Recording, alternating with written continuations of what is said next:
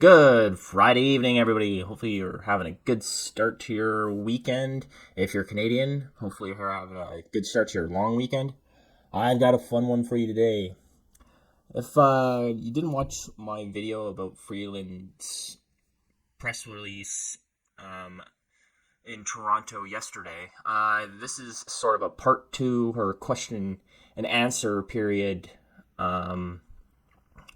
of the same time. So just in case you didn't watch the last video, she was here at an opening for some housing complexes where the government spent $73 million on a 500 unit complex that only had 70 affordable housing units. So, anyways, this is my first time going through it, so we're going into this raw. Anyways, without any further ado, let's get into it. Perfect. So we'll now begin the press conference. We'll take one question and one follow-up. Please state your name and media outlet before asking your question using the microphone. C'est une question et un suivi. Veuillez indiquer votre nom et votre média avant de poser vos questions dans le microphone. Maintenant, la première question. Calvi Leon from the Toronto Star. Minister Freeland, how do you feel about some of your colleagues believing you should be shuffled out of the finance portfolio in order to signal a major new direction for the government? Oh, right off the bat, she had to be ready for that one. Has nothing to do with the topic at hand, but hey, Miss Freeland, why might you be fired? Thank you for the question. I absolutely take the point of view of our caucus, of my caucus colleagues, really, really seriously. Our government is our caucus, and our government's policies need to be based on conversations within caucus. For me, my focus is on working hard to deliver for Canadians every single day. It is on housing, building more homes faster, and putting in place measures like the 30-year mortgage amortization to make it possible for young Canadians to buy their first home. It's focused on making life more affordable with programs like our National System of Early Learning and Childcare and Dental Care. And it is focused on economic growth with programs like our support for AI, our support for R&D with a $5 billion investment in universities in postgrads. So that's where my focus is. It's on Canada and Canadians and working hard with all my caucus colleagues to deliver that. Do you still? I really don't think universities need her $5 billion. The students there have enough time to create encampments in the middle of this square to and set up tents and hang out there and protest. So I don't particularly think they're too interested in learning. So I think our money is better reallocated to affordable housing or getting us out of debt. Other than that, with what you just said, Chrystia Freeland, you're failing on all of your notes that you have just said. We're over $2 trillion in debt right now. My kids and my kids' kids are going to be paying for that debt, and you've failed so terribly. You're just advocating for your own firing right now. Still feel comfortable keeping your job as finance minister? I feel I have the support I need to do my job and to focus on what my job is, which is delivering for Canada and Canadians. Thank you. Sorry, Jamie. If I may, I am one of those caucus colleagues, so I'm happy to address this issue. We're standing in Toronto. We're in a hockey town. It's the off season. So what do people do? They spend all their time speculating on whether John Tavares or Austin Matthews should be the number one center. The focus we have is on the team, and I can tell you, I talk to my caucus colleagues every single day, and we have complete confidence in Chrystia Freeland as a finance minister. So these whispers in the shadows, and that's what they are. Take them for what they're worth. It's like listening to talk radio, sports radio. You've got all kinds of interesting ideas, but look, we are a team as a caucus, and you know what that means? It means we talk to each other, we work together, we throw around ideas. But I can tell you unequivocally, we are united behind this person beside me. Chrystia Freeland has done a great job, and there isn't a single person in my caucus who would say anything to the contrary. Next question. I think we could all just take a quick minute and appreciate the white knighting going on here. That is some grade A simping. But I don't believe a caucus meeting has been held because we've had some letters that have been leaked, not even recently, months ago, that asked for a caucus meeting, and that hasn't happened yet. So how is this guy in contact with the cabinet and with other caucuses? Does he drive all over Canada to all the other Liberal MPs' houses and have talks with them? Does he have all of their phone numbers? That would be interesting, because I don't even have all the phone numbers with the people I work with, so I don't think he's entirely truthful. But you could just, and Chrystia Freeland, you could just see her face when she was asked or if she feels comfortable staying finance minister, and she does not look comfortable. She looks like she just had enough. So, anyways. Amay Look, Bloomberg News. The Bank of Canada has begun to shift its policy toward avoiding a recession as consumer spending is weak and the unemployment rate has grown a full percentage point in a year. What is your response to the central bank's growing concerns about Canada's economic performance? Yeah, thanks for the question. As I said in my remarks, we as a government really recognize the pressures that Canadians are facing. We recognize the pressure that high inflation put on Canadians, on Canadian families, and we recognize the pressure that Canadians have been facing from high interest rates. And that's why a central element of our government's economic policy has been about putting policies in place that create the conditions that allow inflation to go down so that interest rates can come down, to lift that pressure off of Canadians and Canadian families. It's been good news for Canada and Canadians that inflation has been within the Bank of Canada's target range for 6 months in a row. And Canada last week became the first economy in the G7 to lower interest rates for the second time, having been the first economy in the G7 to lower rates for the first time.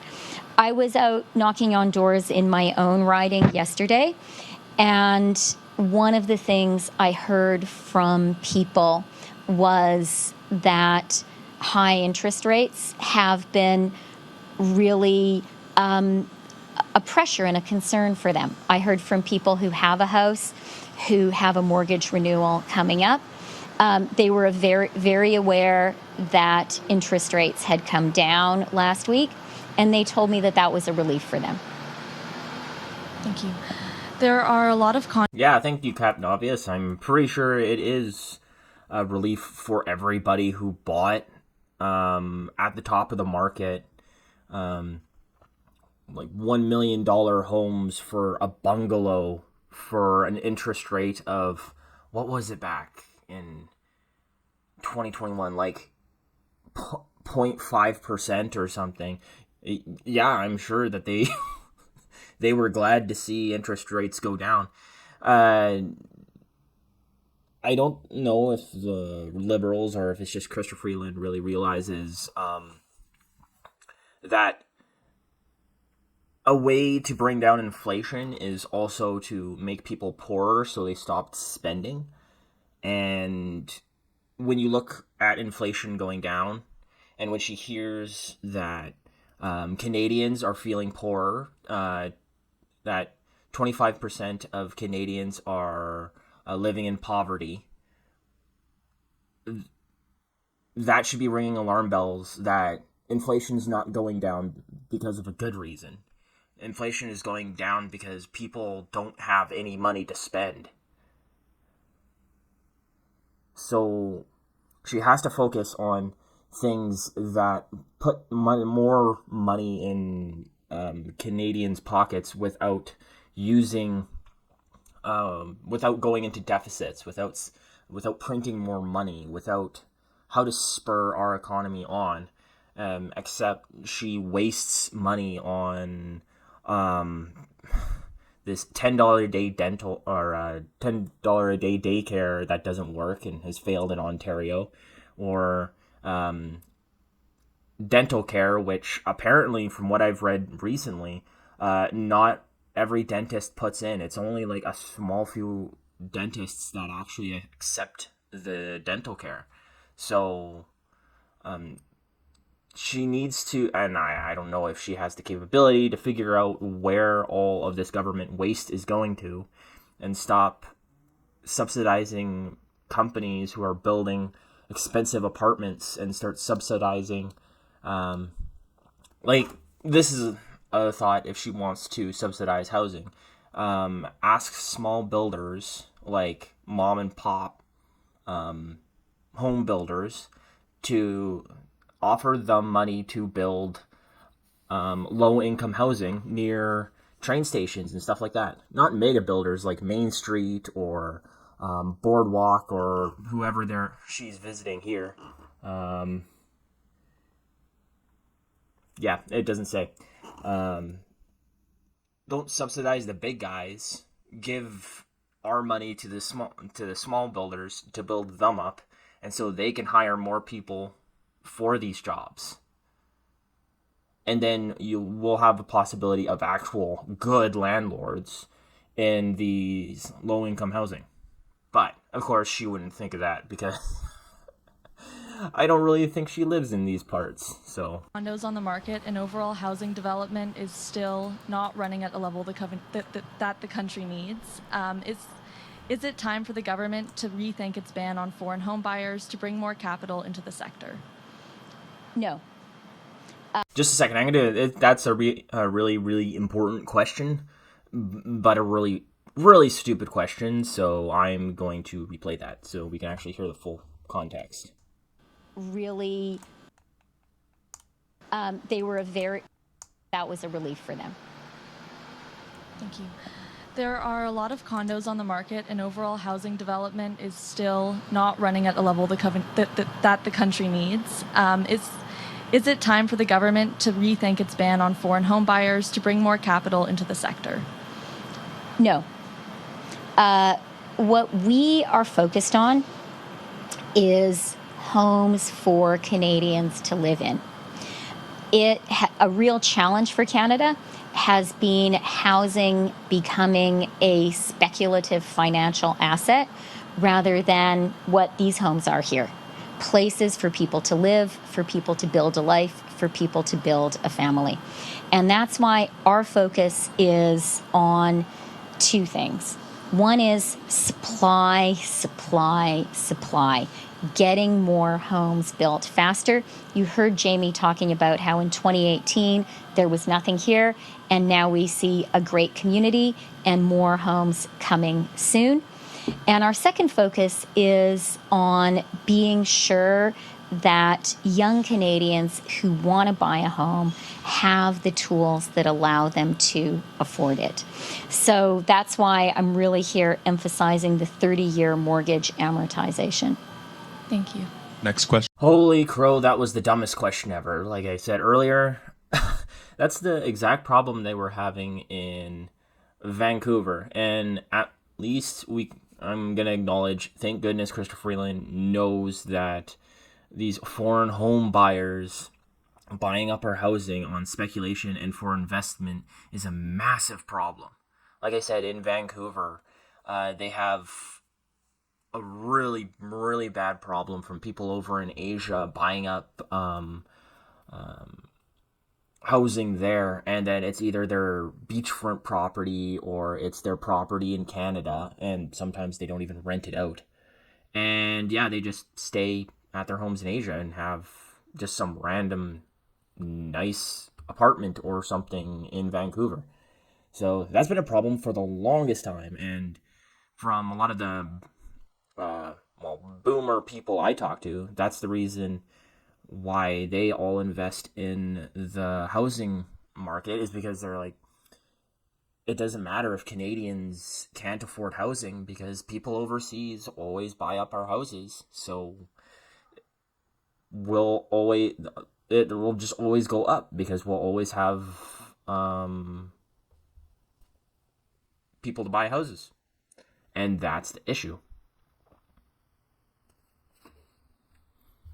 But like I said, kudos to Chrystia Freeland. She knows that that's a problem and she's not going to implement it. So I don't give her chops very often, but good job. Question? Good morning, Minister. Thank you for your time. Lauren Battigello with CBC News. If you wouldn't mind just answering our questions in both English and French, that'd be great. Thank you. Does Canada accept the results of the election in Venezuela? And if not, what is Canada going to do about it? Thank you for the question. Canada, like many of our other allies, like many of the world's democracies, has serious concerns about the election in Venezuela. And we're working closely with our partners. I do want to take a moment to really voice my support for the brave people of Venezuela, the brave democracy leaders of Venezuela. It takes real courage to stand up for democracy in the face of an authoritarian regime. Millions of people in Venezuela have been doing that, and I want them to know that Canada recognizes their courage and determination. And Canada has been supporting the democratic opposition and condemning an increasingly severe authoritarian regime in Venezuela for many years now. I want the people of Venezuela, the Democrats of Venezuela, to know that Canada stands with them and recognizes that they are fighting hard for democracy and freedom, and they deserve it, just as all of us do. Unfortunately, sorry, I just have to take a minute. Unfortunately, Canada has no pull in foreign affairs anymore, especially in stuff like this, because when, on one hand, we say, yeah, we stand in the face of, or opposed to dictators and to non-democratic people, and we promote people's right to protests, kind of like what she did there. Yeah, unless you're truckers or you have different values than the Liberal Party of Canada. And it's true. Unless you were part of the trucker convoy and had your bank account frozen, couldn't pay your bills, and then got attacked by the police, guns shoved in your faces, run over by horses, I don't know, like, a lot happened, let's just say, a lot happened. So, on the global scale, unfortunately, nowadays, it doesn't matter what you say, Freeland. It doesn't matter if you back the people of Venezuela, because the dictators just laugh at us and say, Canada, or Liberal Party of Canada, you're the same as we are.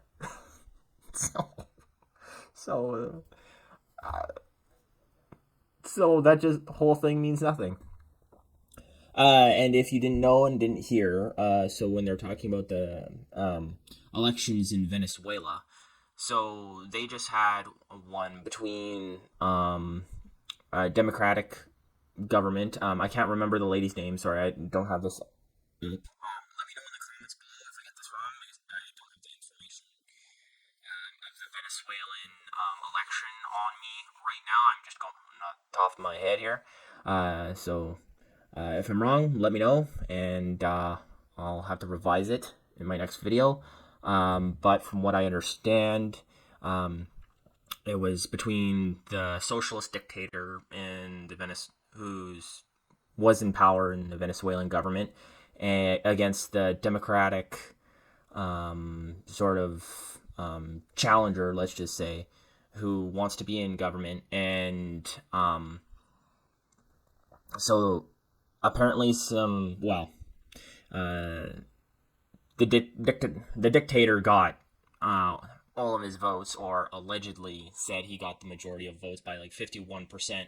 But then it came out that the Democratic opposition had proof that they actually won, and so now there's rioting in the streets and stuff like that, and there's a bunch of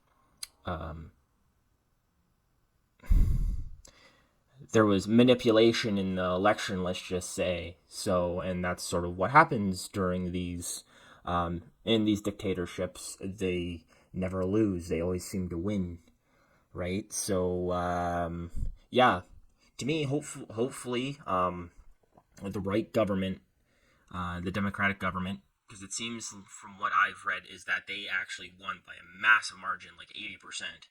So if that's the case, hopefully the truth comes out about that and spreads all along online, and hopefully they can get in and establish the government that the people want there in Venezuela.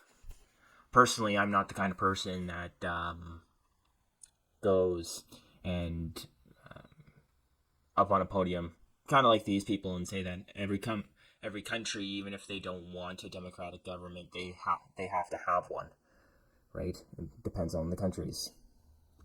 Some do better in monarchies. Look at Thailand, right? But I'm not going to get on to different things. Let's continue before I go on to an even longer rant. Thank you, and a follow-up for you. Today, an internal government report shows Black and other racialized employees working in the Privy Council office face microaggressions, stereotyping, and verbal violence.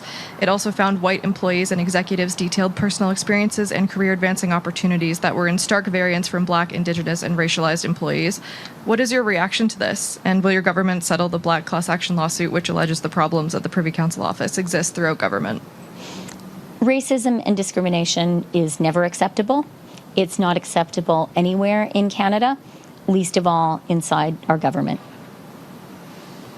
And in French, please. Sorry. Le racisme. So yeah, that should be obvious. Hopefully, I mean, I honestly wouldn't put it past our government to be biased, but even though this is the most inclusive, you can't see my fingers, but they were in quotes, government that we've ever had. But yeah, that definitely needs to be fixed. So I'll have to look into that, because this is the first time I'm hearing of this study. Good afternoon, Minister. Chris Gargis with the CTV. Bear with me, I'm doing dual duty here today. Yeah. I have a question for you. There are two upcoming federal by-elections this September. Following the loss in Toronto St. Paul's, how critical are these by-elections? Every election matters. We have strong candidates in both of those ridings. Speaking for myself, and I am sure Jamie will agree, our MPs, our caucus, our government, we are really focused on delivering for Canada and Canadians. We're focused on delivering on housing. That's what we're here to talk about today. We're focused on delivering to make life more affordable. We're focused on delivering economic growth. So given that, do you feel that now is a time for your government to do a reset? I think what we need to do is be out there listening to Canadians. And I know that, I was out knocking on doors in my own constituency yesterday. I've been talking to a lot of MPs. I know that that is what our caucus members are doing across the country. And that's our job, to go out into our communities, to hear from Canadians about how they're doing, what they want, what they need, and then to work hard on delivering that. That's what we need to do. That's what we're focused on doing. Okay, thank you. Next question. And like I said, you've been failing on each of those notes. Just looking at the budgets, we've been in a deficit every single year these people have been in power. How is that financially viable? That's like me being in the red every month when I'm doing my own budgeting at home. What would happen to my bank account? I would go into debt, which we are right now. We are so far into debt. It's going to take at least 10 years to even moderately get out of it. Excuse me. I know Pierre Poilievre has put out a whole new, I don't really know what you would call them, like a documentary sort of thing about how he's going to bring our finances back, just like the World War II generation. It's going to take 2 years of really buckling down and pulling yourself up by your bootstraps. I don't think Canadians have the World War II gusto in us. We just haven't been through the same experiences they have. So, and a lot of us don't have kids, and a lot of us aren't too optimistic of the future. So it's gonna take, I'd say, at least 10 years, maybe 12, depending, and it highly depends on how long the Conservatives will be in government. If the Conservatives are only in government for 2 terms and both aren't majority, I don't see us getting out of this debt in a long, long time. Because I don't see us, from the Liberal government we have now, we don't have any Liberal MPs who have any notion of financial or fiscal responsibility.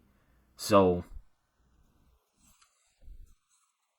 unfortunate, but might be true. That concludes today's press conference. Merci tout le monde. Well, it seems like that was it. So, sorry it was a little bit of a downer at the end of the video there. Didn't really mean for it to be. It just kind of ended up that way. What do you think about the state of Canada's finances? Do you think we'll be fine and not go into a recession? Or what do you think is going to happen? What do you think of Chrystia Freeland? Is she awesome? Is she not? Considering from the comments I got yesterday, I'm going to say that's a no from my audience, at least. And if you like this content, if you'd subscribe, that really helps out the channel. And I will talk to you next time. And good night.